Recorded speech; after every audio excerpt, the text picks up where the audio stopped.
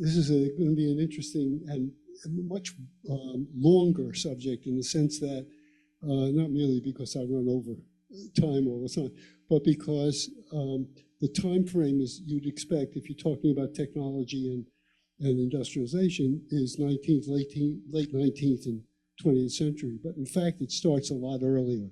So it'll take us back a little bit in order to get here. So let's start about preservation of food. Originally, of course, people preserved, they had to, because they were killing huge animals, killing mammoths and giant sloths and things like that. And they were relatively small groups of people. So they had to learn how to preserve it. They did it mostly by heating it over a fire and basically cooking it. They didn't have salt that they could collect somewhere. They hadn't yet gotten there yet. And so they didn't have salt. They didn't have vinegar. They didn't have the things that could be used to preserve meats. So they only could dry it, and they basically dried it over a fire. But it turns out they, pretty early on, they started to discover that cold could keep food. And the earliest that we know about in an actual technological development was in the 1770s BCE, which we know because of radiocarbon dating. That's how we can pin down what it was.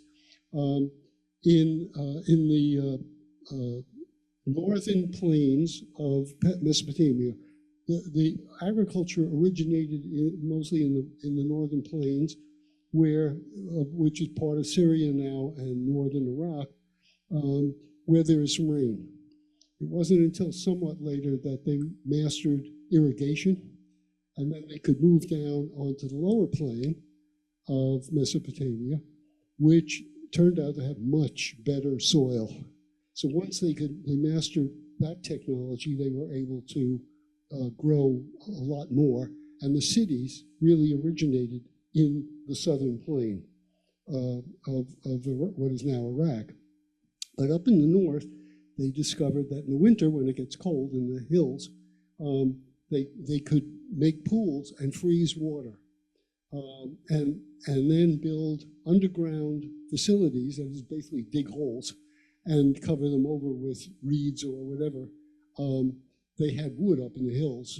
They didn't have wood down in the lower plains, but they could use wood, and they built basically cellars, cold cellars, using ice that they froze in these pools that they built. And that's from very early in the second millennium of BCE. It's quite remarkable.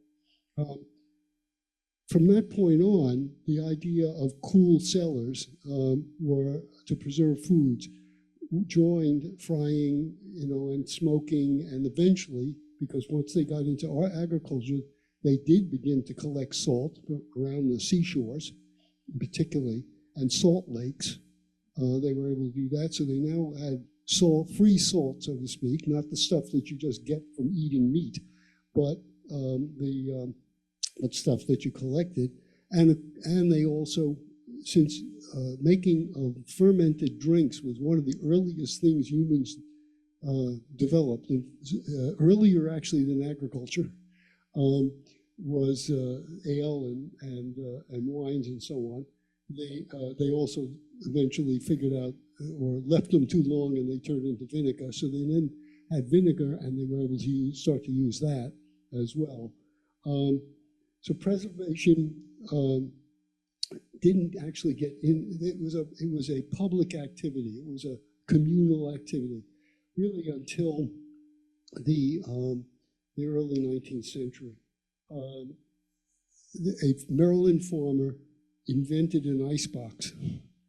He did it in order to keep a butter that he was making on his farm cool enough to survive, while he took his horse and wagon into Washington, or Georgetown, which preceded Washington. And so that was a big step forward. And the icebox then became a major thing. basically what they did was to use a block of ice, which they put on top, not on the bottom.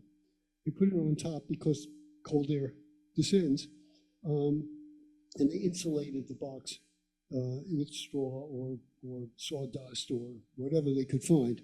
And the problem was that they could only get the ice in the winter.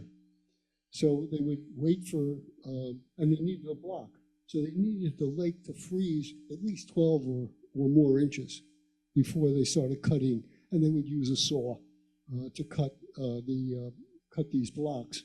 The biggest producer of ice was obviously in the north, and Norway was in Europe, was cutting ice from their lakes and shipping it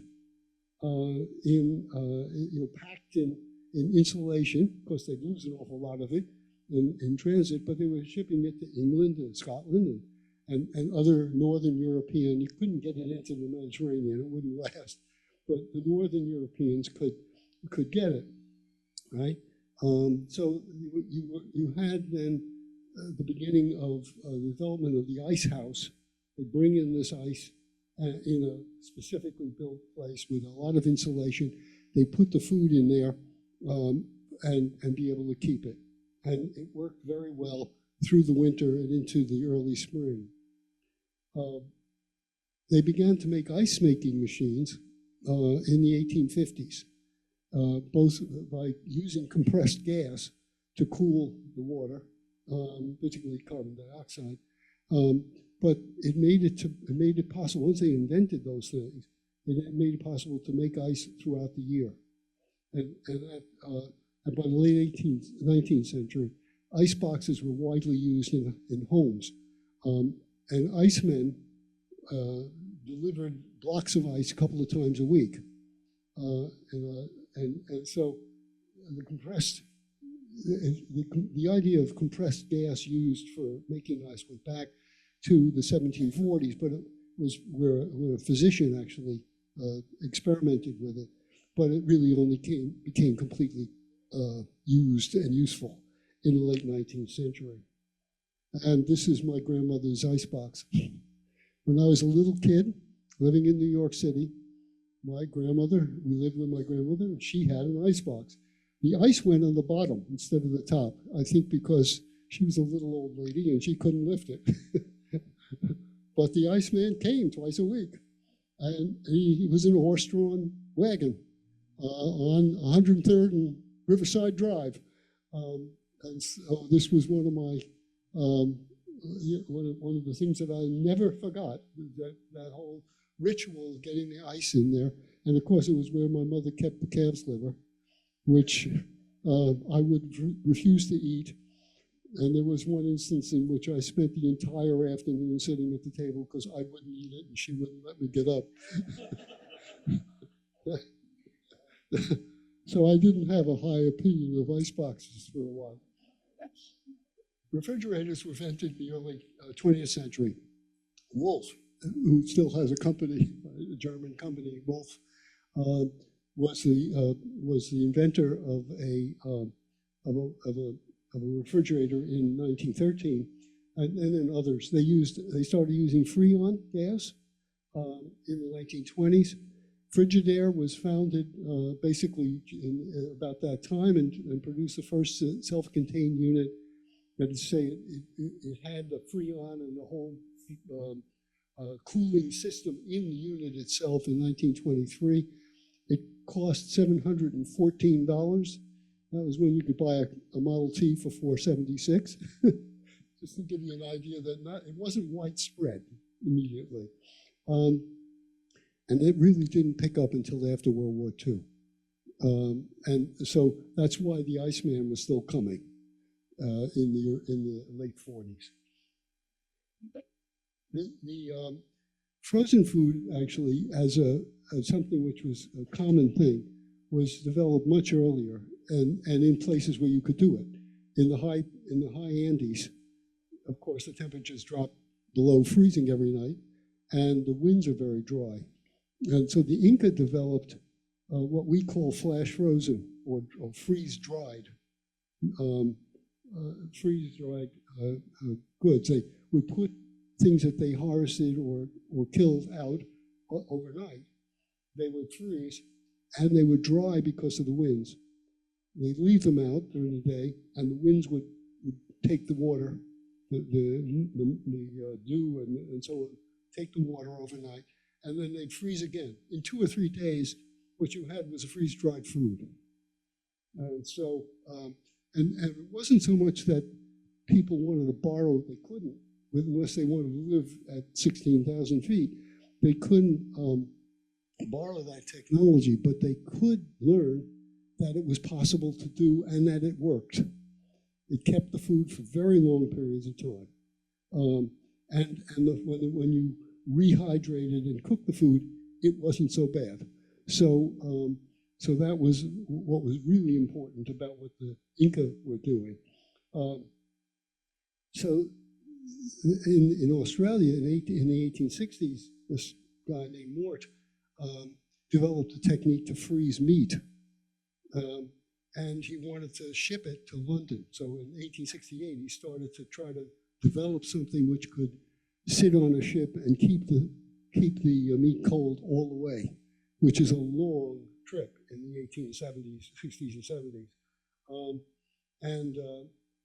But the point was really, in a way, the idea. We need, if we're going to make this work, we need refrigerated transport systems, and that was coming. In the 1870s, Carl von Linde developed the cold box. Also he used compressed ammonia and then later dimethyl ether gases. And his company sold 12,000 of those cold boxes all over Europe and the US. Most of the boxes were used by the brewing industry. They needed to keep their beer cold.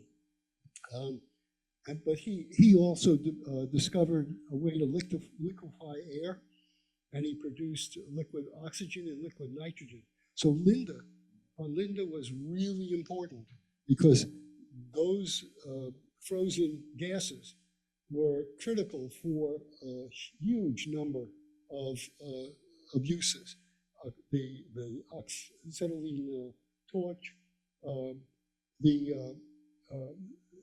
used in welding iron and steel, and then as also using it in medical work as well.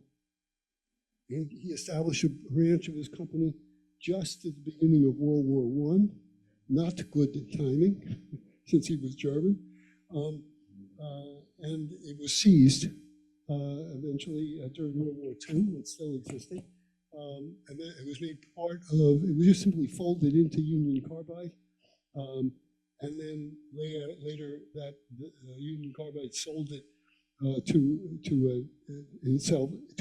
It spun it off, as we now say.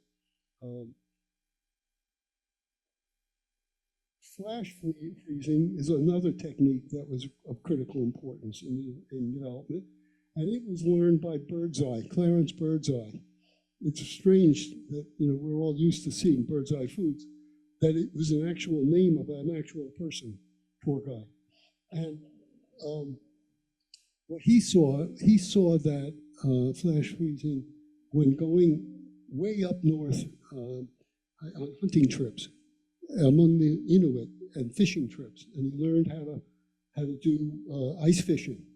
And what the Inuit had been doing for presumably thousands of years was they brought the fish up and flopped it onto the ice, because that's within a very short time the fish was frozen. And what Birdseye understood or found was that when you actually cooked that fish, it had preserved its taste and texture to a much greater extent than freeze-dried or just frozen food of any other kind. So they taught him how to do this at minus 40 degrees. And when he came back to the States, he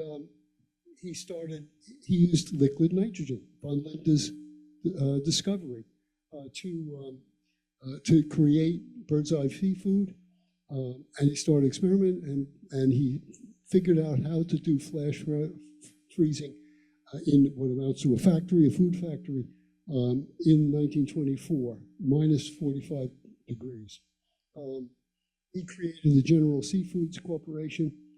He sold that company in 1929 to Postum Cereal for $22 million. 1929. I hope he didn't invest it. but that gives you an idea that extreme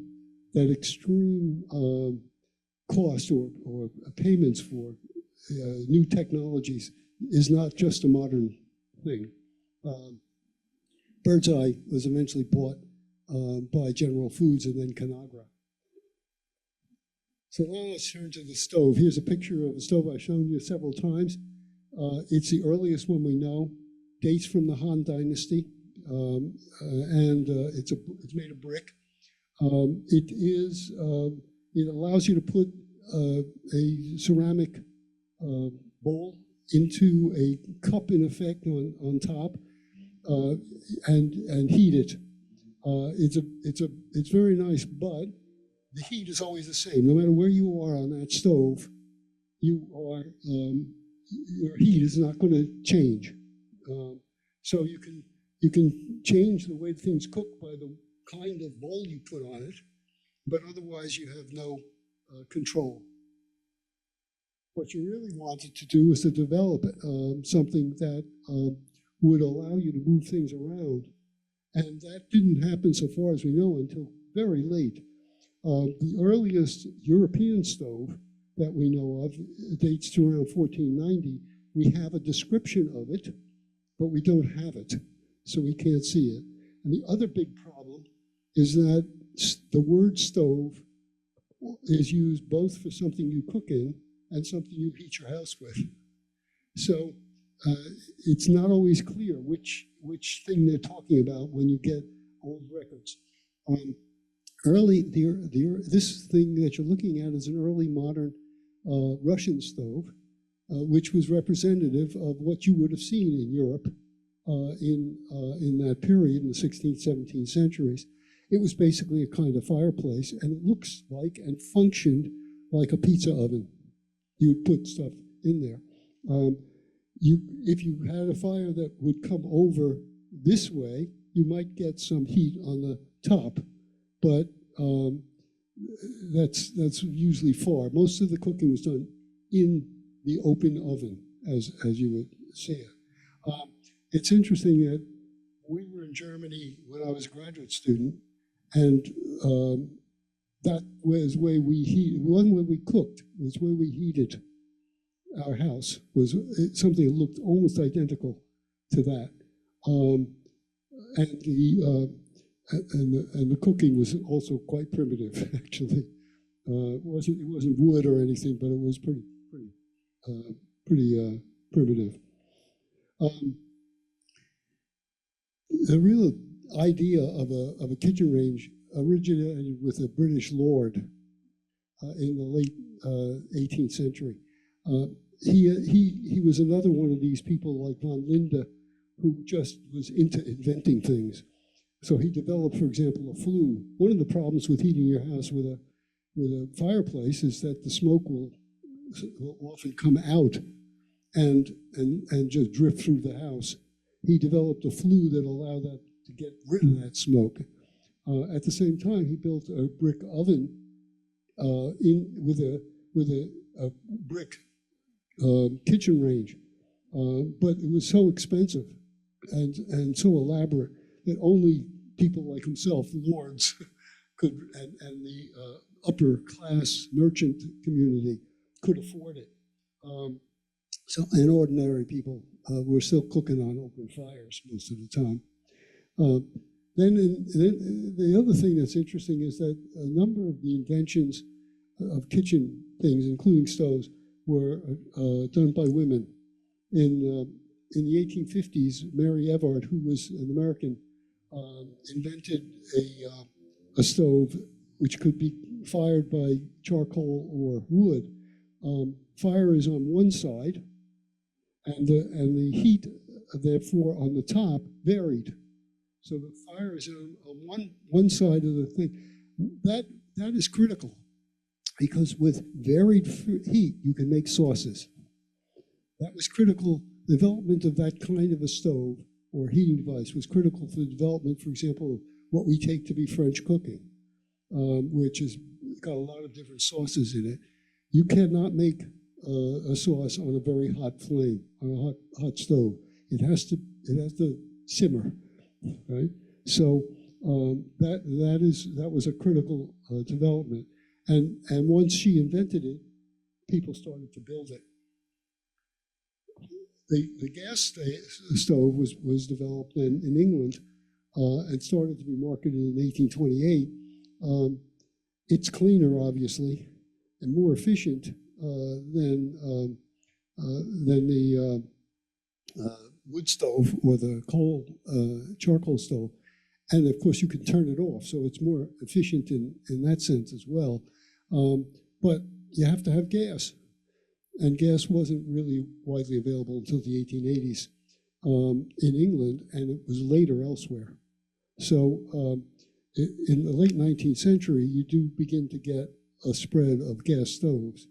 But until that time, gas wasn't available in enough places to make it available to ordinary folks.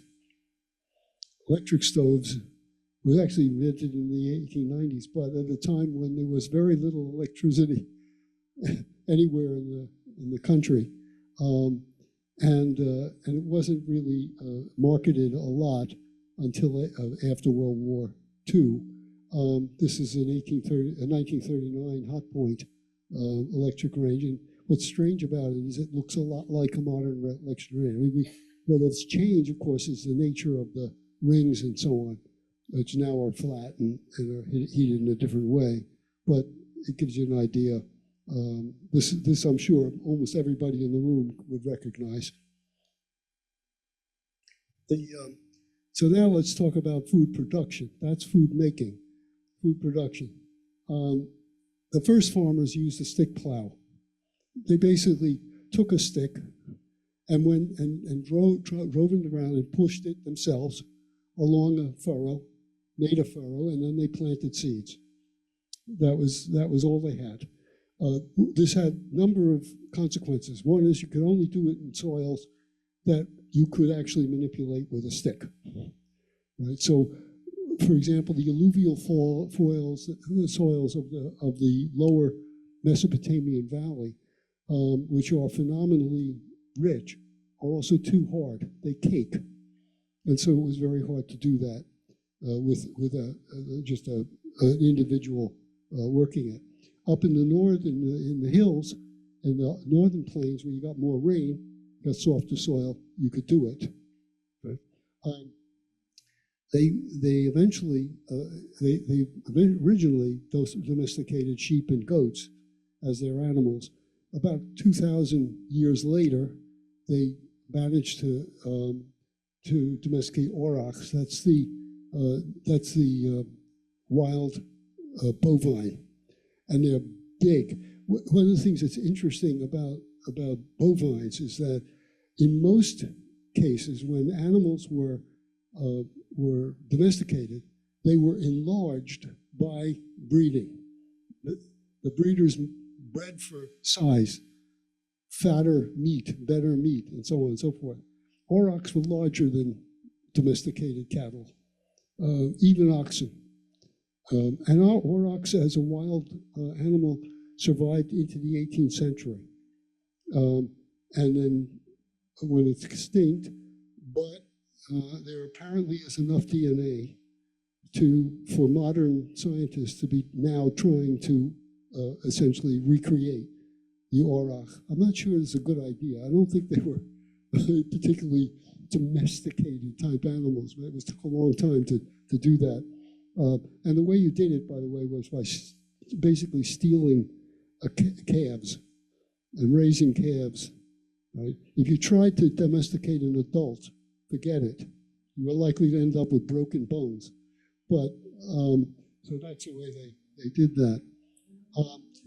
The horse, by the way, which had been ridden for 1,000 years, which originated in North America, but then migrated. It died out in North America and migrated into Eurasia.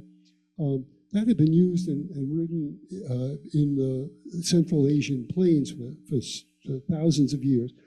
But there were limits. Until if you're riding it bareback, or even if you put a seat on top of it, a saddle, unless you have stirrups and horseshoes, you really can't do that much with horses. For one thing, horses' hooves are incredibly fragile. And if you're riding in a region which was once under ice, and the ice had dropped its rock load, that you're going to have horses breaking their hooves all the time until you get horseshoes. Horseshoes were invented in Central Asia, and stirrups are the other problem. Once you have stirrups, you can do a lot more on a horse than you can if you don't. You can swing a large sword. You can use a lance. If you try doing any of those things without stirrups, you're going to fly off. So that also was invented in Central Asia. In the 8th century CE, those inventions got to Europe. And the way they got to Europe probably is through the Avars. The Avars were predecessors of the Hungarians in migrating from Central Asia to what is today Hungary.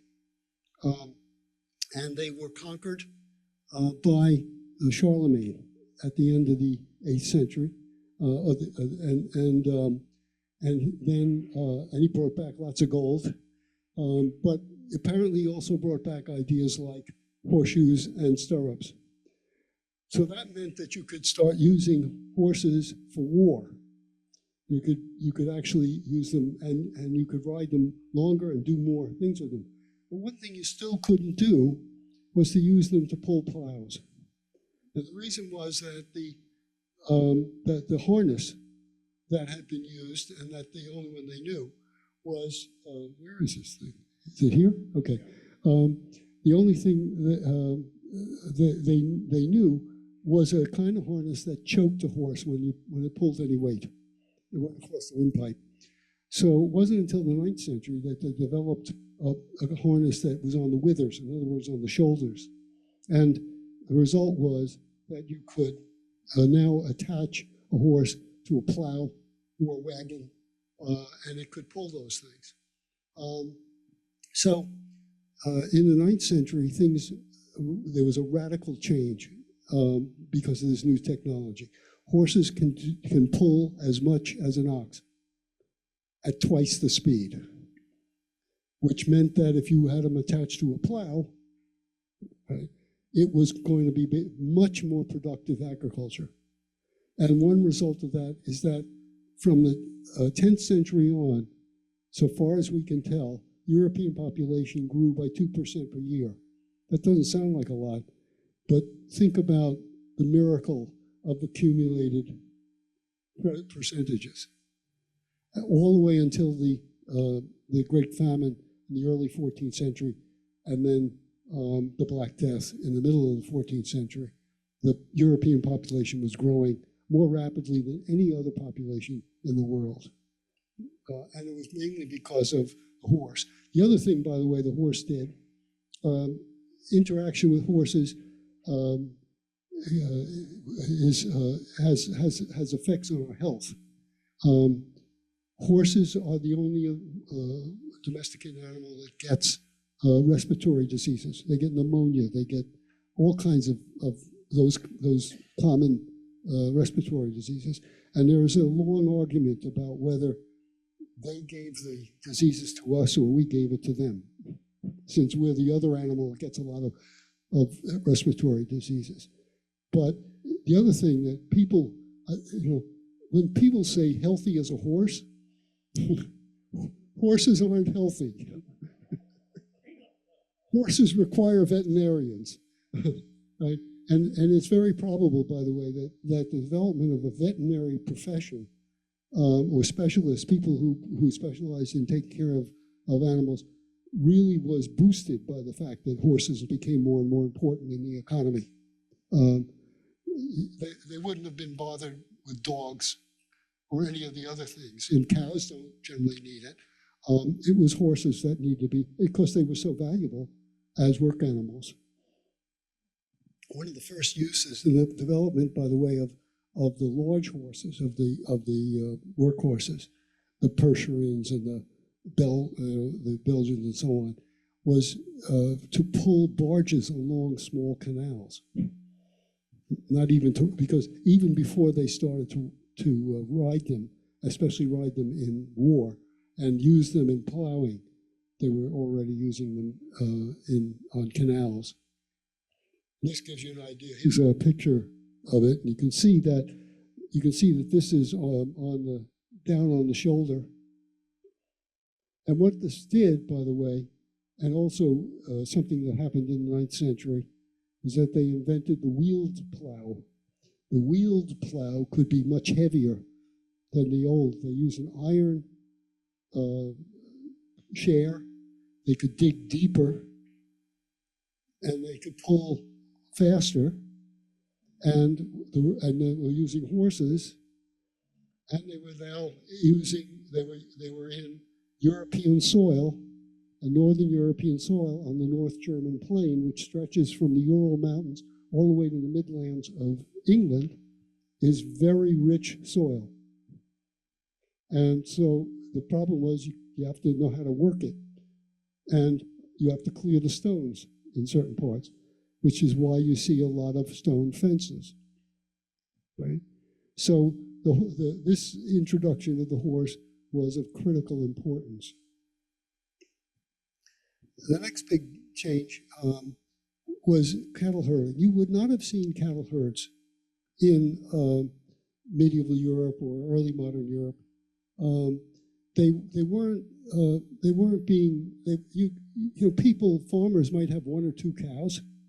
They use them for milk until they would kill them because they were no longer able to produce. They would kill baby, calves of various kinds for meat, but they weren't herds. There wasn't a meat industry. One reason why you couldn't transport it. When you killed an animal, you had to eat it. You could dry it. Eventually, you could cool it, keep it cool, but you couldn't ship it because you had to keep it cool. So it wasn't until the 1870s, and mostly in this country and in Latin America, that you begin to get large herds of cattle. And an important part of that was the development of the Chicago stockyards, starting in the 1860s, and the railroads. So you could move living cattle to the stockyards to be slaughtered, and then you could, if you could figure out how to move the meat, you could move the meat out by railway. And they produced, as I note here, 80% or over 80% of the pork and beef that was consumed in this country, which is quite remarkable. And by the way, seems to be, it's still the case that the Midwest seems to be the meat-eating capital of the United States. When I was riding across the country to my 50th reunion, one thing that really struck me once we got into the Midwest is you go into a store, meat and potatoes. Unbelievable amounts of meat and potatoes, right? And people who look like they ate a lot of beef. So the Swift Company was created as, it was a butchery in Boston in the 1850s, moved to the stockyards where the meat was coming in, and developed a refrigerated rail car. That's revolutionary. That allowed them to move meat all over the country. The Armour Meat Company was founded 2 years later, or a couple of years, actually later than the original Swift company, but before Swift moved to Chicago. And of course, it's still a very large operation. Refrigerated rail cars allowed them to ship fruits and vegetables. Once they had them, they realized they were created for meat, but they could use fruits and vegetables as well, so that you could gather food for cities from much further away than you used to be able to, because those fruits and vegetables go bad, and this would allow them to be transported. It also meant that it encouraged the development of new crops like oranges and grapefruits and so on. It's interesting that navel oranges came to the United States from Brazil, but actually, and they seem to have developed in Brazil. Ordinary oranges with pits come from Central Asia and Southeast Asia. So that was part of the reverse Columbian exchange in the 16th century, that orange growing and grapefruits and so on were being grown along with things like apples, pears, peaches, apricots, and so on. All of them were old world products that were brought to the New World. And the development then of the United Fruit Company, which began to bring bananas. And bananas originated in Central America. So Costa Rica was its home as a crop. Sugar, as I said earlier, people didn't have access to sugar as a product that they could use before the Middle Ages, before they made contact with Indonesia and the Philippines, where they were growing sugarcane, where sugarcane originated. And sugar was one of those spices that was brought to the West in small amounts and at extraordinarily high prices, like black pepper and other kinds of things that were brought from the Far East. And as part of the Columbian exchange, they started taking the plants and finding new places to plant them. Right? So the Portuguese started planting them in the Canary Islands and other islands that they controlled in the Atlantic, and eventually, of course, in the Caribbean, and then in the southern U.S. and so on. So sugarcane now becomes a bulk product, starting really in the 19th century, and they start to use it for more things than just sweetening food. And they start to use it to make candy, and eventually invent machines to make candy. So John Curtis invented chewing gum, and then Wrigley took that sap-based gum and made spearmint and juicy fruit gum in the 1890s, and then he started to develop his company that eventually we all knew about, and which gave him also an access to a baseball team, or two, or three. In 1865, Wunderlich, who is a German immigrant, founded a candy company. One of his employees in the 1880s invented those little corn things that we all loved when we were kids. In 1890, the Piedmont Candy Company, and again, note that these are down in the South, that Piedmont is in North Carolina, where they're pretty close to where they're growing sugar in that period. He began doing peppermint puffs, and sugar consumption doubled, and teeth fell out, I suppose, from 1880 to 1915. That's not a very long time for the doubling of the consumption of a food. Chocolate came from Central America and Central Mexico. The Aztecs made a bitter chocolate drink from it with a lot of spices. It was obviously discovered when the Aztecs were conquered, and the Europeans sent it back home, part of the Columbian Exchange, in effect, and the Europeans made it at the beginning just the same way that the Aztecs did. It was a bitter drink. But then they began to sweeten it in the later 16th century. It took them almost a century to do it, but they finally started to do that.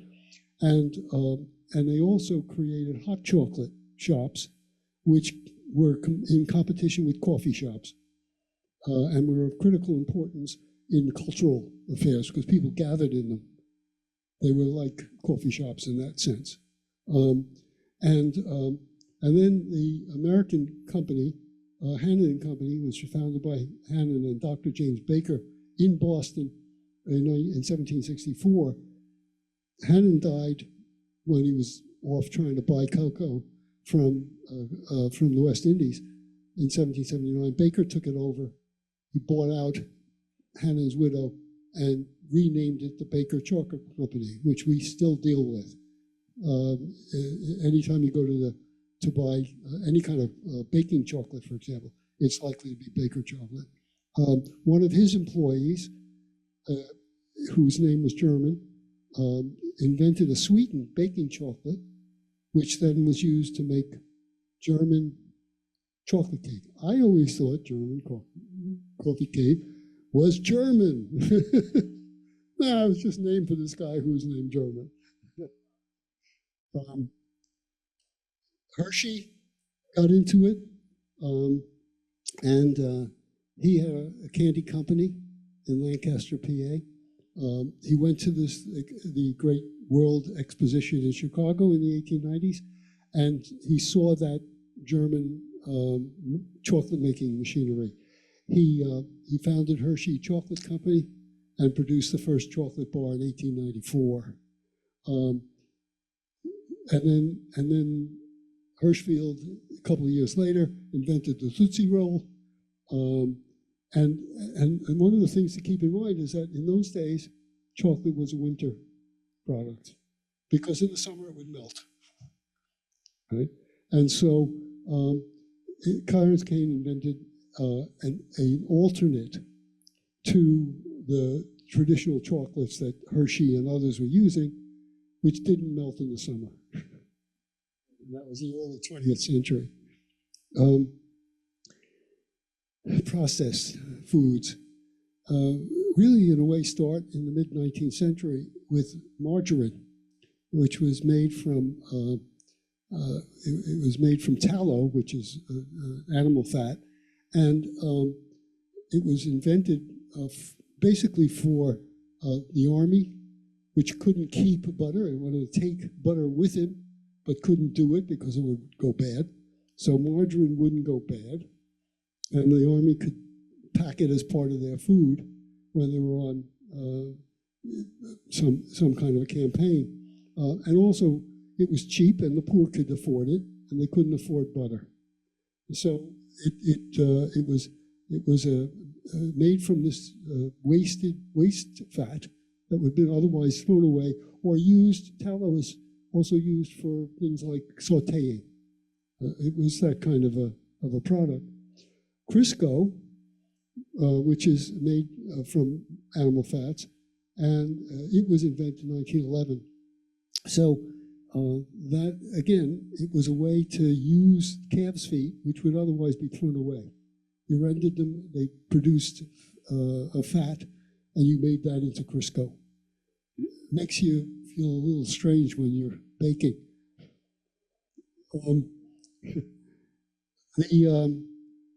The other thing that development was that flour had been ground for, at that point, 10,000 years. But it wasn't until the 1870s that a flour milling machine, roller mills, was invented by a Hungarian, and white flour was really produced. White flour was a lot finer than the flour that had always been used. It produces a bread that rises faster and has more than, and also it rises more than traditional flours. So you got a much lighter white bread, and you got it faster. And this is a period when industrialization of food is taking place.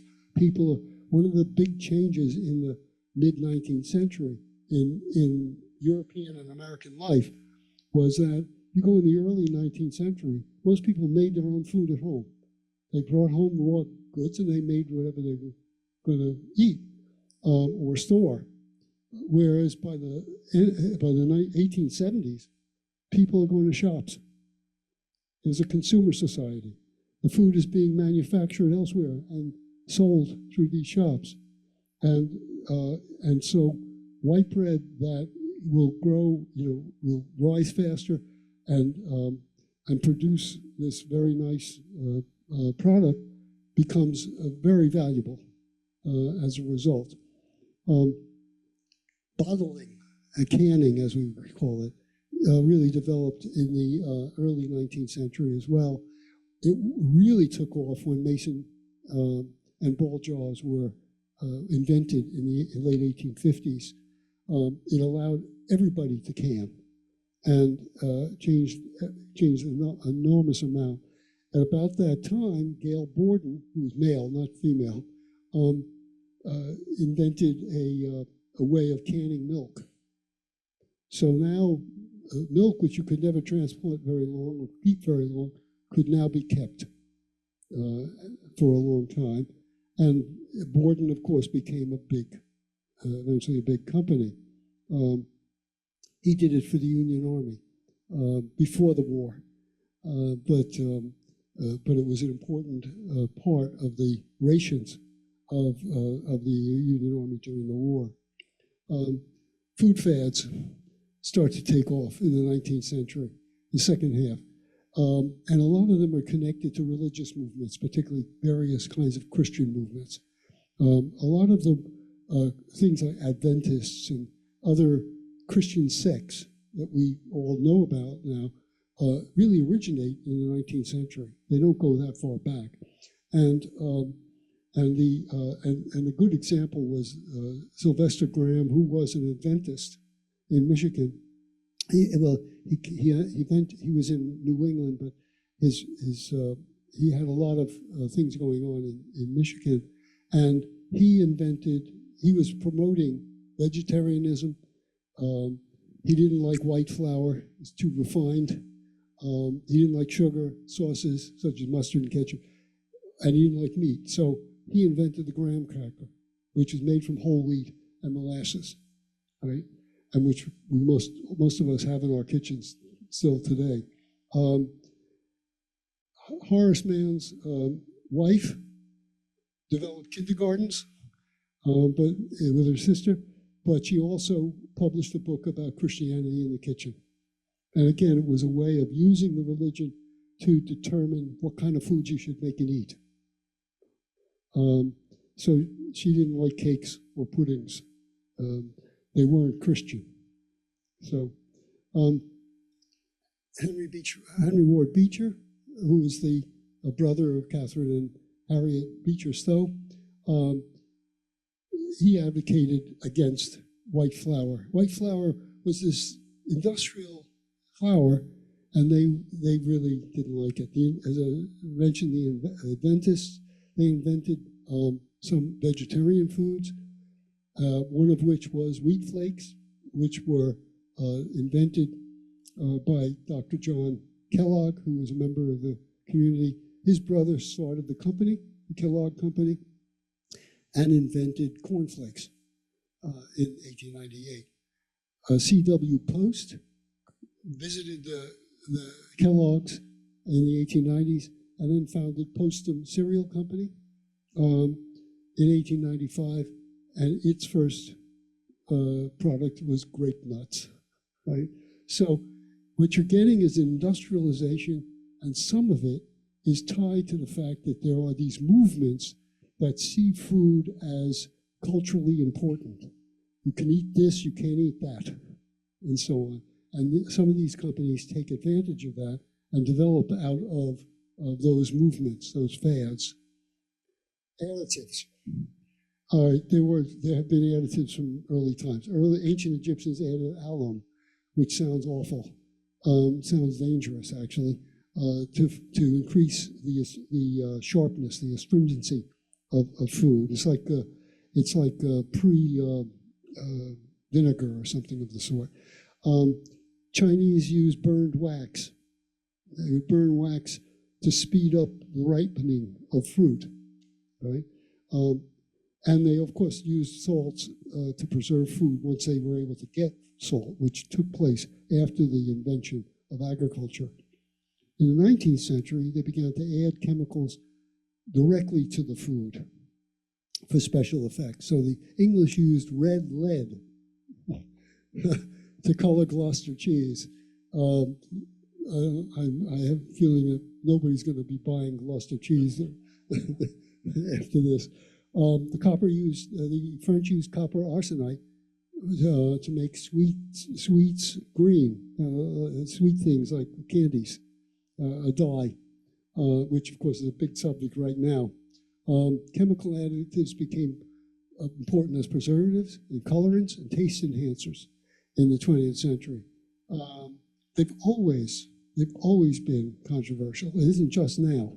It isn't just Kennedy and his friends who are making them controversial. But because the natural food movements of the late 19th century just tried to get rid of all that kind of thing. Very sensitive to that. So that's what has happened with additives. I need to finish up, and I'll just be as quick as I can.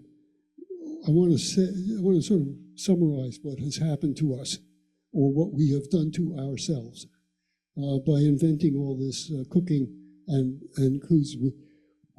By domesticating animals, we were living with animals, and we therefore got a lot more disease than we had ever gotten before, than hunter-gatherers ever got. Hunter-gatherers weren't hanging out with animals. They were killing them, but they weren't living with them. The result was respiratory diseases, various kinds of viruses and bacteria just weren't passed back and forth between the animals until agriculture and domestication. We didn't eat processed grains. We didn't eat dairy products. We didn't eat salt. We didn't eat butter before the advent of agriculture. So hunter-gatherers weren't obese, and they didn't have coronary disease. We can tell this from their DNA that we can now recover from their bones. They also didn't get cavities. But their teeth were different from ours. They were aligned differently.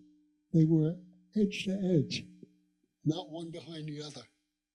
And the reason for that was that they were tearing at meat and tough vegetable products.